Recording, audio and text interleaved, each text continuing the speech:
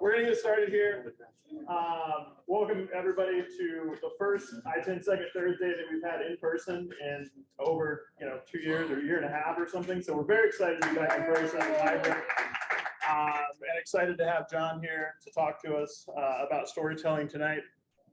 We will be continuing, hopefully from this point forward, having at least hybrid events for Second Thursday. So in December, Second Thursday, we're going to have our validation cohort talking about their ideas and doing their pitches. So come in December, check that out. It should be down here in this space again, virtual if you want to log in online. But without further ado, we'll get to John here. He's going to go through effectively telling you, how to effectively tell your story. John Knicely is an entrepreneur himself and an Emmy award-winning storyteller. John spent 17 years as the news anchor, reporter in markets including St. Louis here at News 4, Seattle, Dallas, and Charlotte. Now he helps organizations clarify the right story that best resonates with an ideal target audience. That includes potential investors, clients, and internal team members. So without further ado, I'll hand it over to John. Tell us how to tell our story. All right. Well, thank you, Quentin. Thanks for everyone who to be here. This is a nice change of pace, I think, for all of us, based on what we've been dealing with the past year and a half plus, which, for the record, my business officially formed February 14th, 2020. So pretty good timing, right? So today, I'm excited to talk to you about storytelling. And one thing I will start off with, the word storytelling has been such a buzzword over the past few years that it means something different to each person. And so there's no right or wrong answer to it, but I'm going to specifically zero in on storytelling for business and for entrepreneurs. And as I share this process with you, I'm going to be sharing my journey as well, because a lot of this process is what's helped me get some clarity on how I need to run my business as a fellow entrepreneur. So my goal of this presentation is really that you're going to have some concrete takeaways. And I'm going to teach you a framework that I use. And I want you to be able to leave this session and have an understanding of, okay, this is how I can approach my messaging from here on forward. And it's a pretty basic framework. And I'm hopeful that you'll be able to gather that and take that and run with it. And then I'm going to teach you how to create power storytelling statements. So once you've learn this framework of how to craft your messaging, you should be able to boil it down into 1 or 2 sentences that's going to resonate with your target audience, whether that's a client, whether that's your team, whether that's strategic partners of yours. And so we'll get into that. Now, in the meantime, before we get into it, I want to start with an interactive example, more or less. So I'm hoping that this whole presentation is interactive. If you have questions in the middle of it, feel free to shoot up your hand, or if you're online, you can add a question in the chat, and we have people here monitoring that.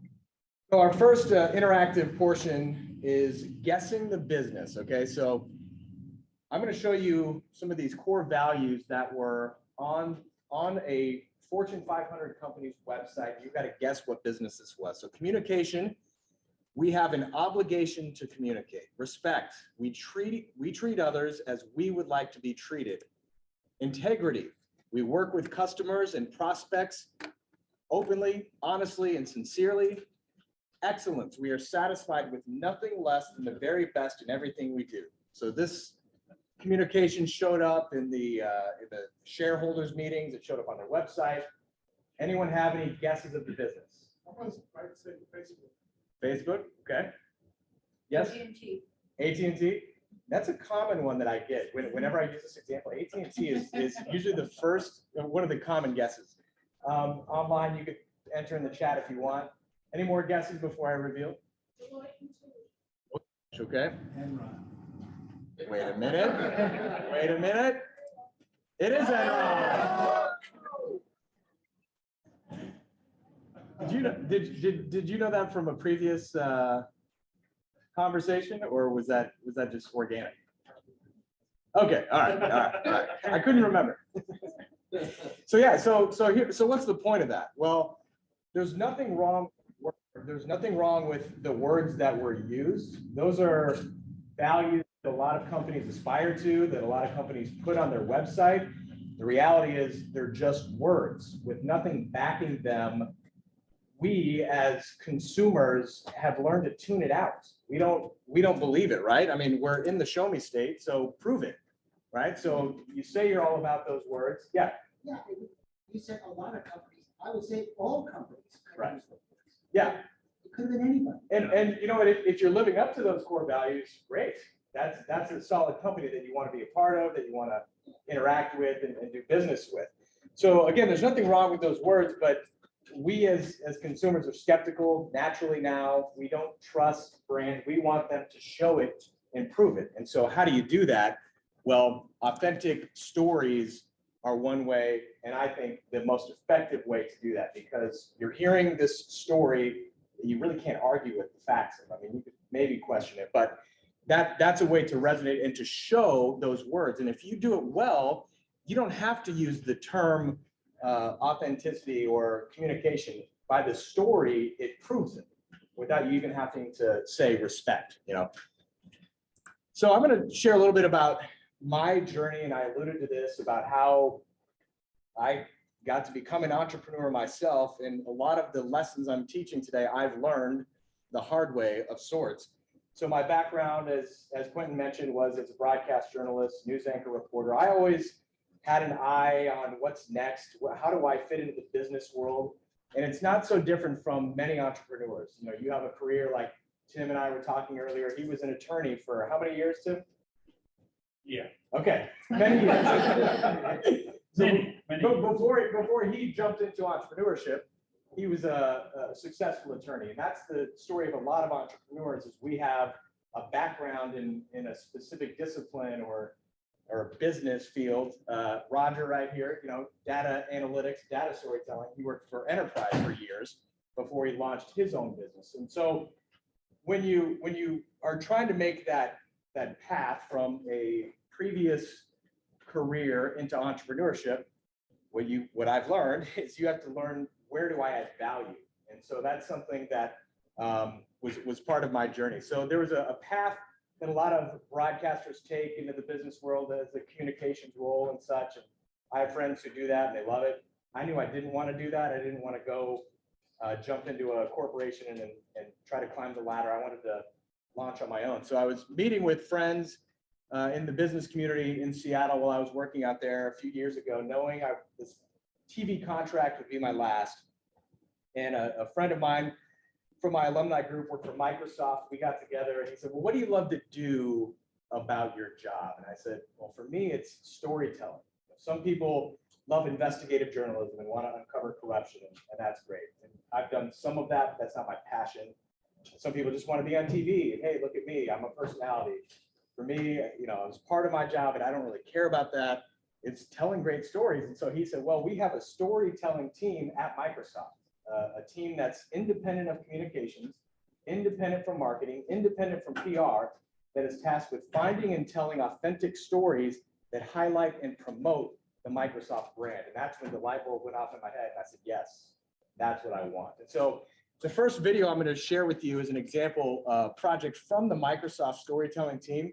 This was a commercial that aired in the Super Bowl 2 years ago. You may remember it. So here you go. My name is Grover. Sean. My name is Ian. I'm Taylor. My name is Owen, and I am 9.5 years old. So Owen was born with a rare genetic disorder called Escobar syndrome. He's had 33 surgeries to date. I love video games, my friends, my family, and again, video games. It's his way of interacting with his friends when he can't physically otherwise do it. What I like about the adaptive controller is now everyone can play. You can just say, all right, that's that button, that's that button, that's that button. Perfect. One of the biggest fears early on is, how will Owen be viewed by the other kids? He's not different when he plays. No matter how your body is or how fast you are, you can play. It's a really good thing to have in this world. My name is Grover. Sean. So that was a fun example of what that looks like in action. Like what is storytelling look like inside a company? How do you use it to promote your brand?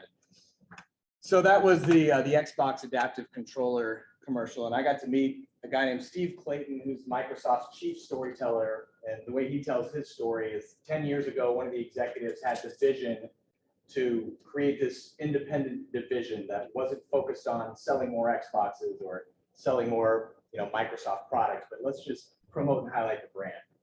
So a friend of mine who's an entrepreneur said, well, that's great. Microsoft has a storytelling team and companies like Boeing do, but most companies don't. So you could go in independently and help a lot of companies as a third party. And so it's not in place of marketing, it's not in place of PR, in place of communications, it's complementary too. But even to that point, at this point in my journey, I still didn't understand necessarily how do I add value, except I like to tell stories. So, hey, come pay me to tell stories, right? That doesn't really resonate with businesses. That doesn't make them want to sign the dotted line. But me as a creative storyteller, that's what I wanted. Well, I just tell good stories, so hire me, right? So my journey continues, and I'll share another video with you that's been one of my favorites over the last couple of years that came online. So I'm going to encourage you to start with who. This is something that I've learned, but especially when it comes to messaging, we got to start with who, understanding who we're trying to reach. Now, a lot of you are probably familiar with Simon Sinek and start with why. I'm a big fan of that. I am a believer in that. You need to know your why for sure. But when it comes to messaging, I say you need to start with who. Who are you trying to reach? And then reverse engineer the process. So a great example of that, another video I'm going to show you from our friend Steve Jobs, who had this brilliant video. This is from 1998 at some developer conference. He's going to tell more of a business context of why you want to start with who, but I just love this clip. Mr. Jobs, you're a bright and influential man. Here it comes. It's sad and clear that on several counts you've discussed, you don't know what you're talking about. I would like, for example, for you to express in clear terms how, say, Java, in any of its incarnations, addresses the ideas embodied in OpenDoc. And when you're finished with that, perhaps you could tell us what you personally have been doing for the last 7 years.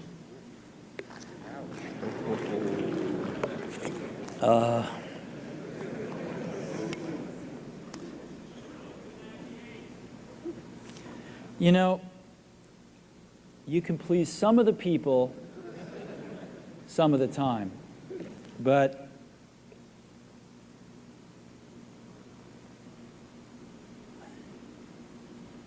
one of the hardest things when you're trying to affect change is that people like this gentleman are right in some areas. I'm sure that there are some things OpenDoc does, probably even more that I'm not familiar with, that nothing else out there does. And I'm sure that you can make some demos, maybe a small commercial app that demonstrates those things. The hardest thing is, how does that fit in to a cohesive, larger vision that's going to allow you to sell $8 billion, $10 billion of product a year? And one of the things I've always found is that you've got to start with the customer experience and work backwards to the technology. You can't start with the technology and try to figure out where you're going to try to sell it. And I've made this mistake probably more than anybody else in this room. And I've got the scar tissue to prove it. And I know that it's the case. And as we have tried to come up with a strategy and a vision for Apple, it started with what incredible benefits can we give to the customer? Where can we take the customer? Not starting with, let's sit down with the engineers and figure out what awesome technology we have, and then how are we going to market that. All right. I just love his response to such a brutal question. And it's true. And it rings true for me in my entrepreneurial journey. I like storytelling. So I'm just going to do it, right? I mean, well, I got to start with who am I trying to reach and why is it valuable to them and how does it add value to them? And so that also goes for our messaging. And the messaging framework is we got to start with who are we trying to reach and make the story about them so that when they hear the story, it's not just, oh, that's a cool story, but it's, oh, that's a story I want to be a part of that I can engage with. So when you're looking at who are you trying to reach, part of this, I learned being in the broadcast news business, you know, as we got ready for the morning news, which I did for 3 years in St. Louis, 7 years in Seattle, our vision of who we're speaking to with each story. We're writing a story to a mother who's in the kitchen getting her kids ready for school. And that means we know that she's not paying close attention. So we need verbiage and language that's going to grab her attention over and over and over again. So that's just a framework that we had in our minds. Now, it didn't mean that the news wasn't going to resonate with Quentin or with someone else, but this was who we're trying to reach. So we had a focus, and it's going to reach more people than that, but that gave us some clarity. So I had some of that background. And then as I've been studying the storytellers in business, those who do it well, what I've learned is you got to use the force. And so it sounds kind of cheeky and childish almost, but Star Wars is a perfect framework for storytelling. And most Hollywood movies are, really. But Star Wars specifically, and so much so that the mentors and business guides that I've learned the most from on business storytelling all point to Star Wars. That includes Microsoft's chief storyteller, Steve Clayton, who I've got a chance to personally learn from. Procter & Gamble has a chief storyteller, a guy named Shane Meeker, and he was gracious enough to do a few Zoom calls with me and coach me. And then if anyone's familiar with building a story brand, Donald Miller, that all three of them independently point to Star Wars as a great framework. So that's what we're going to walk through today. And I'm going to help you understand how you can use that framework to craft all of your messaging, whether it's towards a potential client, whether it's to your own team members or strategic partners, whatever that might be. By the way, so Steve Clayton and Shane Meeker both have TED Talks on storytelling. So you can check those out if you're curious. And then Donald Miller, of course, has the book, Building a Story Brand, as well as a great podcast called Business Made Simple. All right, so your target audience is always the hero. You know, all of us want to share what we do, what we know, what we can bring to the table and make it about us. But we're not the hero when it comes to messaging. The most effective messaging makes your target audience the hero. And so what I coach people through is, let's get in the mind of who our target audience is. Who are we trying to reach? And what's their world look like? What does being a hero mean to them? And so whatever your product is or whatever your service is, think about who your ideal target audience is, your ideal target client, and really get in their world and try to put yourself in their situation. So what I typically do with a team is I go through a whiteboarding session and we all take turns bouncing around. Okay, well, I think it's a middle-aged man in middle America. Okay, so what, or you know, whatever the category is, it could be a teenager who's struggling with acne, you know, if you're an acne brand, right? So get in their world. What's that teenager with acne struggling with? Oh, they're insecure. And so you're writing all these things out to really get in their world. And part of that is identifying that you're not the hero. This is you. You're Yoda or Obi-Wan Kenobi. Your business is the guide that helps Luke Skywalker discover the Force, that helps the hero discover what they need to defeat the villain and become the hero. And so the villain are pain points. Darth Vader, the Emperor. So what you do, what I do with teams is really list that out. So we've listed out our hero, who are we trying to reach, and what are their characteristics? What's their world look like right now? What are the villains that they're facing? What are the issues that they're trying to overcome, whether it's trying to increase sales, whether it's, you know, you can think about it from whatever your business is and think about the villains that you're helping the hero overcome. And I just reiterated here, you're Yoda massaging the back of Luke Skywalker. It's so easy for all of us to make ourselves the hero. Here's who we are. Here's what we do. We can do X, Y, and Z. We've got this product feature, that product feature. But if you effectively tell the story, you can tell it through the lens of who you're trying to reach, while also highlighting that we've got this feature, that feature. And the way we frame it is this feature and that feature helps our hero defeat the villain and overcome and achieve a certain outcome. And so part of that is, let me see, did I skip one? I think I did.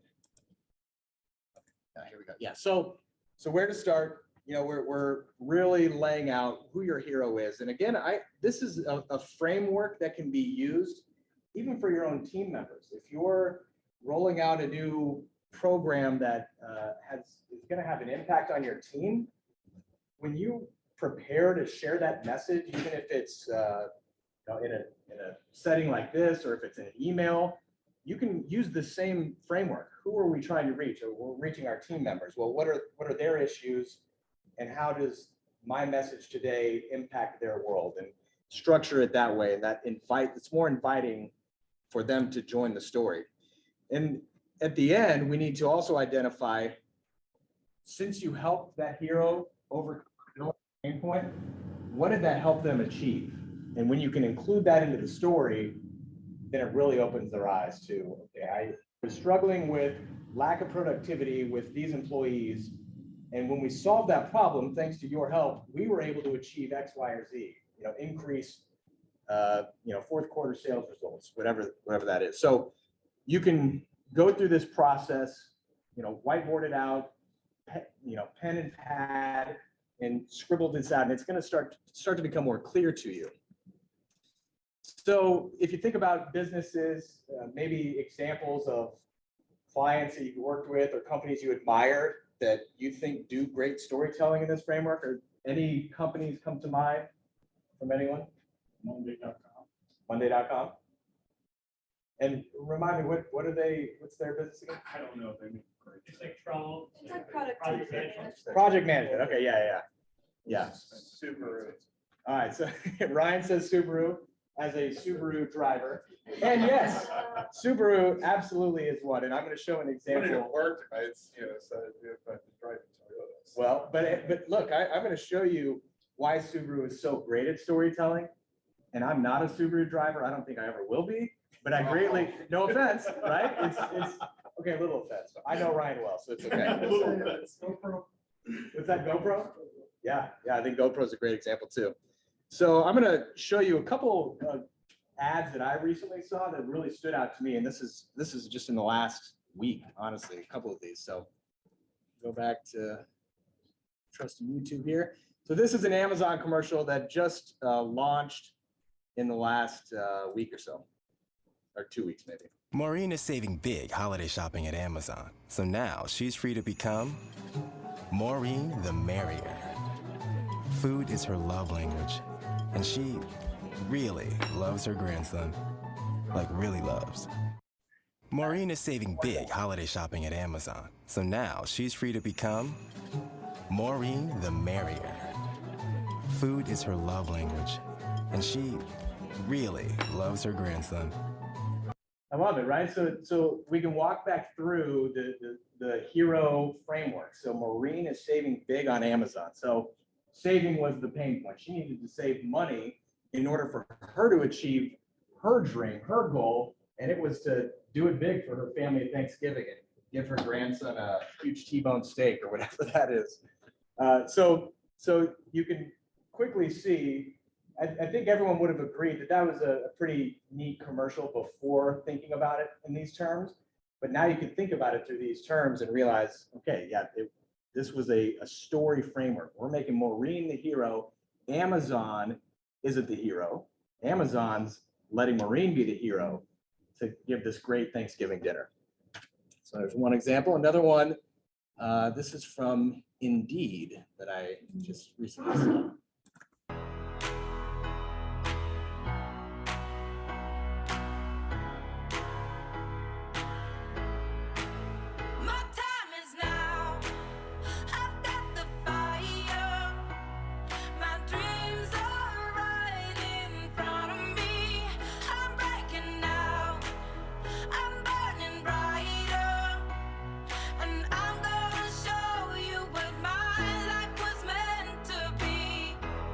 So this commercial was a little more heavy on Indeed, the business, but it still was talking about, it was framing the hero in their terms. We help the ones ready for get jobs, and they go through these different examples. And so if you're someone out there watching this commercial, you think, man, I really hate my job today. I'm ready for a change. You know, this is going to resonate with you.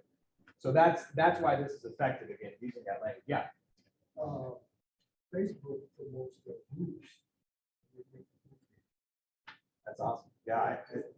And is that on like on the Facebook website?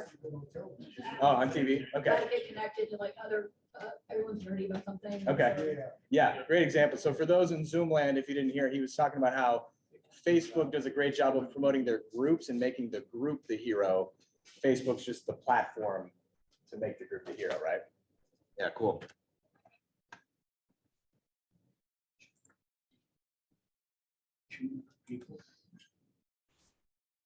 All right, and now we get to Ryan's example. These are two other great companies. And you think about Hallmark ads, you know, Hallmark as a company, you would think is kind of positioned for this type of storytelling. But you know, when they're advertising, it's showing these heartwarming moments. Well, what are they selling? They're selling a couple pieces of paper with, you know, some wording in it. But they don't make it about that. They make it about the experience. When you give someone a Hallmark card, you're, you know, whatever, you're achieving this goal and result. And then Subaru. So this one, I'm not gonna lie, this one has made me tear up just even watching it. And I don't have a daughter, but this is a great commercial.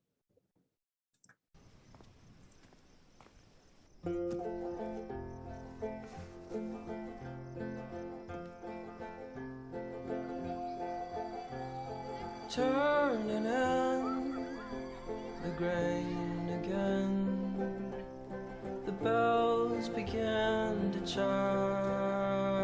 Time, she says, there's no turning back. Keep your eyes on the tracks through the fields. Somewhere there's blue. Oh, time will tell, she'll see us through.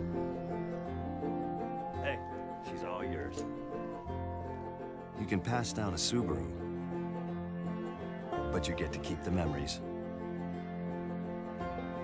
That's why we got another Forester. Love. It's what makes a Subaru a Subaru. Yeah, the cleanest car ever. What was that? The name? He's never cleaned a car in 20 years. There you go.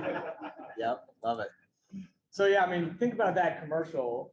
Subaru, like, what difference would it have made if it was a Honda or Toyota? Like, you could still pass it down to your daughter, like, right? But Subaru's created this brand and this following where. I was gonna say, Brian might not agree with you on that. Are you holding back? Yeah, I got He's it. gonna jump up here. Sorry, do you have a comment? Yeah. Subarus are awesome. Subaru's did such a magnificent job of staking their claim and having that difference. Yeah. And storytelling just supports what their comparative advantage is. So Yeah. that's a great example. Yeah, because right. So what if it was an old pickup truck, you know, that you hand down to your son? Like, I mean, that it could be the same story, but Subaru has really owned that niche. And did they talk about a single feature of their vehicle in that commercial? Some of their commercials they might, and that's okay. Keep showing the logo, yeah, the branding, yeah, right, yeah. So a lot of creative tests and production value there, right? You can say a lot if you can afford that.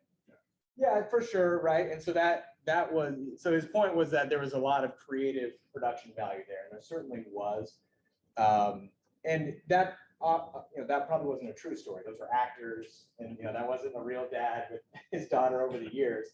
So that case, you know, may not be the authentic storytelling, but it's still relatable. Yeah, it's brand storytelling. They also built the implied reliability.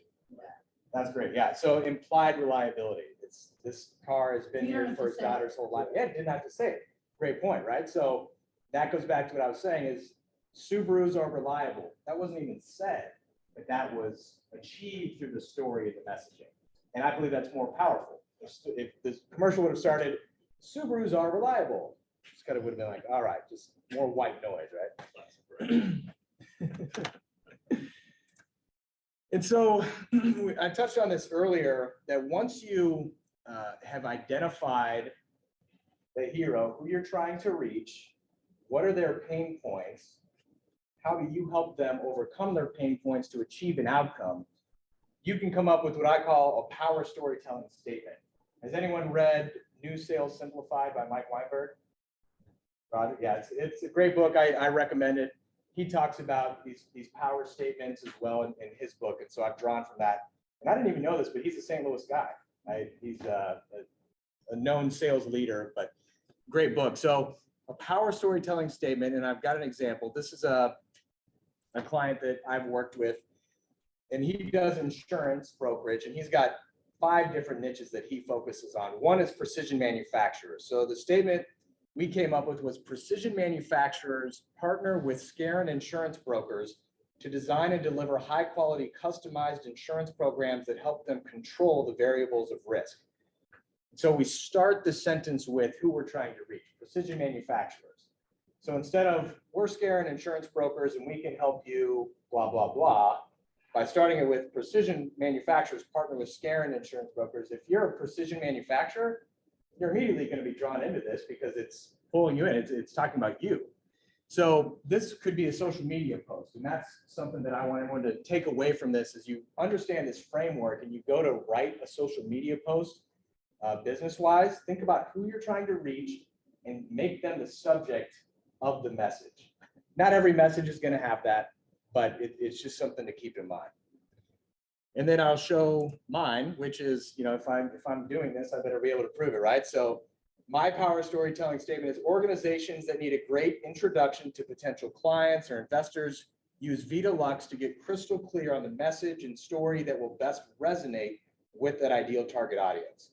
So hopefully, if you're an organization that needs a great introduction to potential investors, you think, oh yeah, this could be me. This is inviting me into the story. And yeah, go ahead. So when you're writing something like that, is it better to reach your ideal target market, or is it better to give it to your, what's the right way of saying it, like an achievable, like for instance, the first one, it might not necessarily be precision manufacturer, but they want to be precision manufacturer. So my answer to that question is yes. And here's why. Because there's no wrong answer and there's not one power storytelling statement. You can come up with multiple. And so you would want, and in fact, this insurance broker, we have a general story that we have. And so we have that statement as well. The more specific you can get, the more clearly you invite that specific audience into your story. But yeah, you can have a general story and a specific niche related. And so if you have a website that, your general story might be one thing more bland, but then you have a link that says precision manufacturers, someone's going to click on that and then they're going to see that statement. Not someone, almost everyone. They want to be, they see themselves in that. Yeah, ideally. Yep, that's good. And for my projects, a lot of the organizations that come to me, it's for a video story, and I showed commercials today.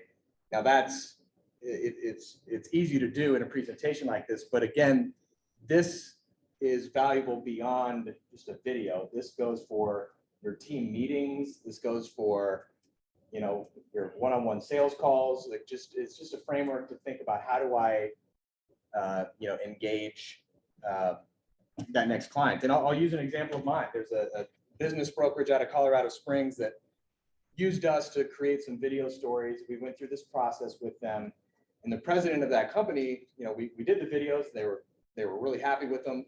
Afterwards, he said, you know what? Now, when I go to write my thought leadership pieces, because he deals mainly in dental practices, he's like, I know I have a framework of how to write my messaging. So the value can go a long ways once you start to think of things in these terms. And one thing I wanted to touch on before we open it up for more questions, is specific storytelling to investors. I'm part of a group called Prota Ventures, Prota Ventures, protaventures.com. It's a collaboration of people who are focused on helping early stage startups grow. And so I have a value I bring in storytelling, but the group is made up of some people who really know this space. And they were in town a couple weeks ago. Quentin and I were there, and Ryan and some others, to hear some pitches and to connect with the Prota Ventures people. And after 3 different startups gave their pitches, Will Little, the founder of Prota Ventures, gave some valuable feedback, and I'm going to just reiterate what he was saying. So if you're specifically speaking to investors, a VC group, if you're a startup, what they were saying, the key is first share your heart. They want to know that you're passionate about what you're doing. So Simon Sinek, start with why. And then the next thing that they wanted to hear is show your revenue streams. And so, these are investors who are interested in, how can our investment end up making us money? And so that was a real key that I took away from that. I'm not in the process of raising money myself, but I know a lot of startups are. And so I just wanted to pass along that tidbit to understand your revenue streams and to be able to show them in their words is the most effective way to speak to them and make them interested in investing in your company. And I would even invite Quentin to comment on that. Do you have any thoughts on that? We're in the same meeting. Yeah, I think you hit on those. I think that too, and Ryan, since he was there as well, actually, being able to concisely talk about, they also want to see multiple revenue streams, right? So that's the thing, right?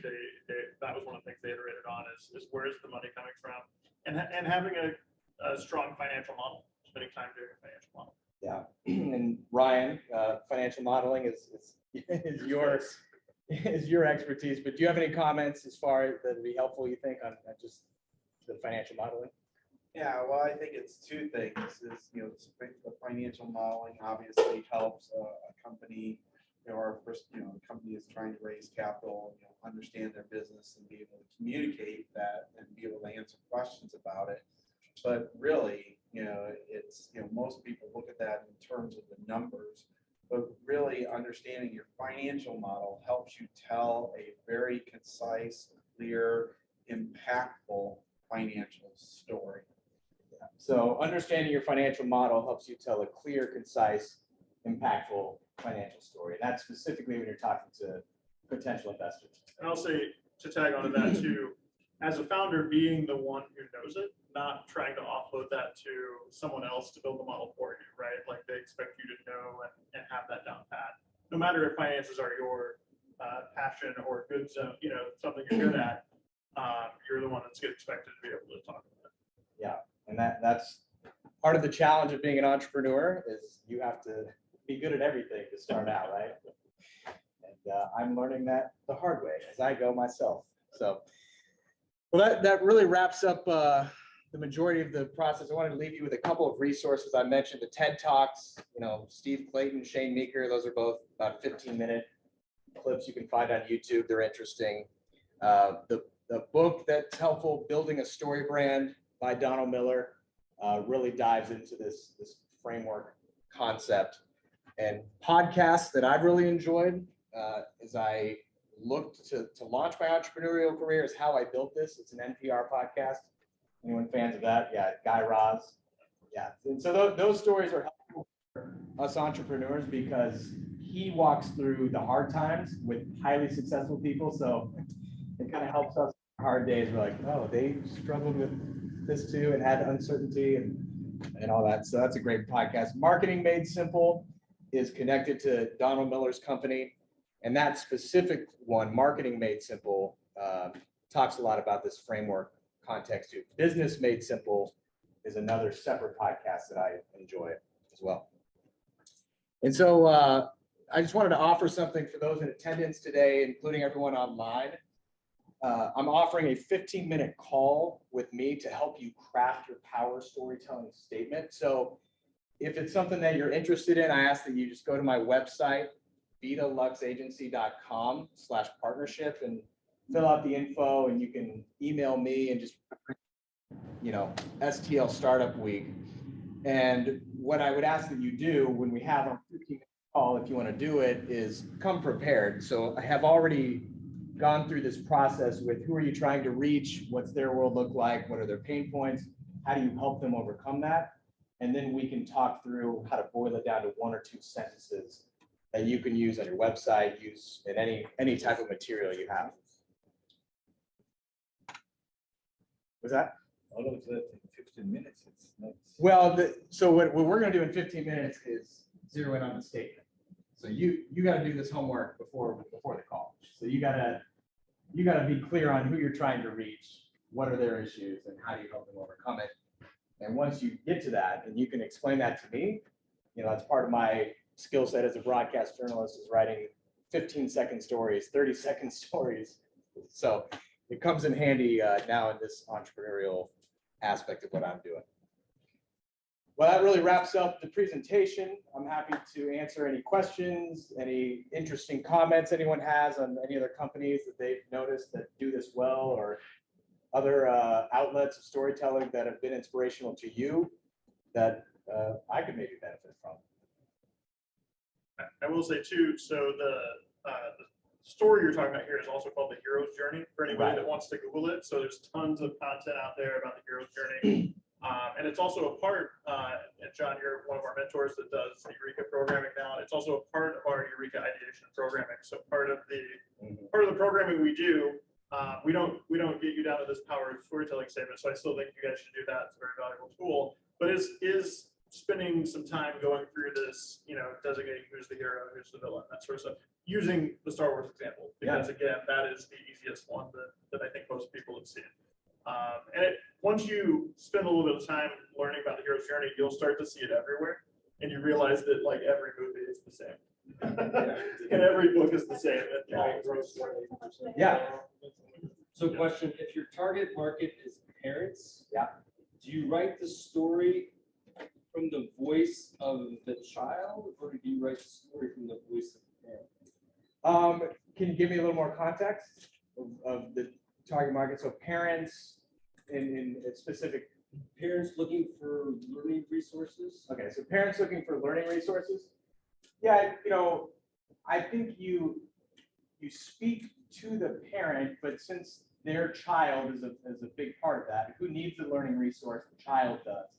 I think you can speak to the parent through the child, but I think you can speak to the parent because, parents are frustrated, their child's dealing with X issue.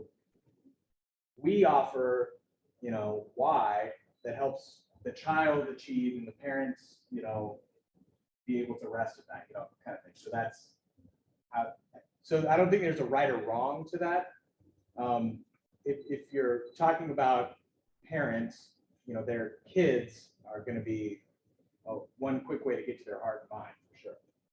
I think it's important too to always designate, especially kids and marketing products towards kids is always an example I use for designating the difference between a decision maker and the buyer, right? Like I'm thinking about that fact. And there's a lot of other markets it applies to, but it's easy to see with kids, right? Toys are marketed to kids, but the kids are not the decision maker. Yeah. And it's interesting because I have a almost 4-year-old, and so I've been subject to advertising that targets kids, on Nickelodeon and whatnot, and half of those commercials are for ABC Mouse or whatever that company is, and then the other half are, like toys, and my son's, I want that. So some of those ads are targeted towards parents, and some are targeted towards kids. His birthday's coming up, so. He knows it, I'm sure. He knows. Right? Yeah. Yep. Yeah. John, what clients are you looking for? Yeah, I appreciate that question. What kind of clients am I looking for? So there was a seminar yesterday. I didn't get to attend it, but it was called Riches and the Niches. And the idea was to, have a specific niche, because you can't be everything to everyone. So in a way, storytelling could benefit everyone. But what I've learned through a few mentors of mine is there's a real void of storytelling in the mergers and acquisition space. Private equity groups, investment banks, these are companies that have done things a certain way for decades. And well, why do we need a website that has clear messaging? I shake hands with, And what they've done and are doing isn't wrong, but what I'm doing is helping to see the added value that storytelling can bring. And so there's not a lot of competition in that space. And so I'm trying to really build that niche and own it. And then in the meantime, I'm working with companies like Spoke Marketing to help go through these workshop processes for their clients. So in that case, it really could benefit just about anyone.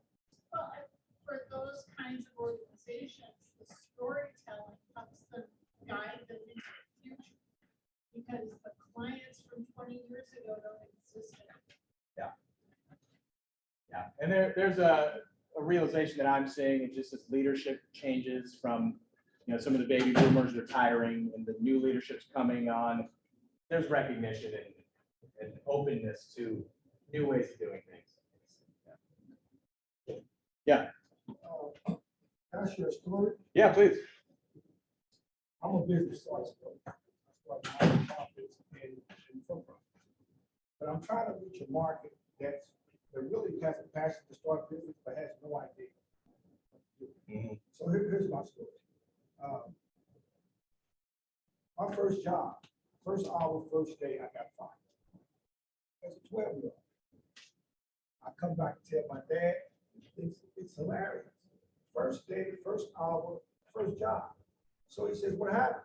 I said, well, the guy wanted some chips. I told him I'm a dishwasher. I don't sell chips. And he just took the chips and left extra money. And I told the guy that I didn't do it, but he got mad and put me out. Get out. You're a dishwasher. You don't know what you're doing. Well, my dad started a snow cone stand for me after he laughed at me. He started a snow cone stand. He said, well, if you understood, you wasn't going to let that customer leave. And that you figure out a way to get the money on the counter and give the product without ever touching it. He said, that's genius. You never touched the product. He said, but that guy didn't see that. He just figured, hey, he sold something, get out. He said, I'm gonna start your snow cone stand. So the snow cone stand, I went all summer and planted the seed of entrepreneurship. So my story is, there are people who have wanted to be entrepreneurs all their lives, but just not quite sure on how to do it. That's my market. Them, all you got to do is want to do it, and I'll get you there. And so, when was your seed planted as an entrepreneur? When did you first think you wanted to be an entrepreneur? I'm asking Personally, yeah. For me, yeah, I know some entrepreneurs that are lifelong entrepreneurs, and I have the story when they were 12. I never really saw myself as an entrepreneur per se, but it was when I was talking to the Microsoft chief storyteller, and I thought, oh, this is going to be my exit from TV straight to the Microsoft storytelling team. And I still keep in touch with Steve Clayton. He reached out to me a few months ago, but that opportunity didn't materialize. But it was a friend of mine who's an entrepreneur, and he's the serial entrepreneur who started 15 companies. And he was like, look, you could go work for that company, or you could do this for lots of companies and probably make more money, have more flexibility. And that's what really got my juices flowing. That was about a year before my contract was up. I started listening to how I built this, and that really kind of fanned the flames for me. And once I was on that path, I wasn't deviating. And I'm a determined person. So even despite making, pennies, starting out, it's starting to take off. So I got to make that person who wants to be an entrepreneur, I got to make them feel. I got to figure out how to say, hey. And I think what's their pain point in a way is probably a job they feel stuck in. I would guess, right? Like a ceiling they're hitting, a frustration, the lack of freedom, like those types of things are going to speak to, I would think, that person. Well, that's been my life. I haven't been, only time I've been on more than 4 years with the United States Navy. That's the only thing I did for more than 4 years. Every job outside the military, 3-4 years out. But I gave the military 6 years, and it wasn't as difficult. I probably should have said it wasn't as difficult to be in the military as it is to be a civilian job. Yeah. Well, and I'll say for me, a big part was finding mentors, and I was active in that, seeking mentors, and I had encouragement spoken to me. So I didn't necessarily hire a coach, but I had people that said, you can do this, even when I doubted. I'm like, are you sure? Like, this is a big step. So someone like you to help coach them and encourage them and make them see that it is possible. And, I would think speaking of storytelling, all you got to do is bring them a few examples, stories. Hey, I've worked with this person. They were, stuck at a job at this company for this many years. She didn't think she could do it, but look at her now. Most of my clients are on the job with one foot out the door. Yeah. They want to leave, but the first thing I suggest is reduce all of your bills. Yeah. Try to reduce as much as possible. Try to live on very little and get a good running car that's paid for. And I even bought a scooter on the side in case my car breaks down. I drove my scooter here from the West End because I ride a scooter. And so, but those are my safety nets. My military benefits, my car, my scooter, and my studio apartment. And I kind of live very small. But it makes it a little more easier when things get tight because you see we can manage things. I don't have the major car note, big house note. And I know some people try to do it with that. I mean, $6,000 worth of bills a month. And I'm like, whoa, the job is $95,000. You only got 120 saved. And your startup is 45. It's like, you want to talk about it, but it's hard. But I see the passion, but that's the thing. Like, they want to leave, but they can't. And if they leave, they find themselves back in it for a short period of time. Yeah. I know the statistics on, successful startups. It's not, well, when you probably know better than me. Hey, John, can you hear me? Yeah, go ahead. Hey, sorry, I couldn't be there in person. So this is Matt Scarin. John used my company as an example, and I'll say that what he did really well was very quickly he did what I was trying to accomplish for probably months, was just very quickly get to the heart of the problem that we're trying to solve, how we help the people that we're trying to help, and stop making it about us. And so it wasn't just the marketing that took a positive turn. It was also that reframing of the mind on how do we help the people that we're trying to help and add value. So I would definitely encourage anybody who's sitting there to do that 15-minute call. You might not like John as a person, but you'll like him. You'll like his product. All right, thanks, Matt. I'm going to mute you now. Well, so this was not planned, but I appreciate it, Matt. Certainly, there's benefit whether it's me or someone else having an outside voice to bounce things off of, because we are so tied to what we do, what we know, and it's hard to separate from that. So I would encourage you to have someone and trust in business to maybe walk through the process with, and they'll be able to kind of call you on stuff, whereas we want to cling to, well, yeah, but it's I got passion, right? I mean, you talked earlier about how important it is important for entrepreneurs to have the passion, but it can go too far when you're trying to tell other people about what you're doing. Yeah. So having somebody who's trusted to help kind of tone that down and really in when needs to be. Very important. Yep. That could save an entrepreneur from burnout, is having that accountability partner. They don't necessarily have to be in the same space, but they have to be somebody who can listen to what you have to say, hold you accountable. Hey, you told me you were going to get that done yesterday. What happened? You can be their accountability partner too, so it can be a win-win. But find that one person. There's nothing lonelier than being a solopreneur. Agreed, and that's how Matt and I got connected, because he left his big insurance brokerage to start his own business during the pandemic, and we get together for happy hour about once a month with.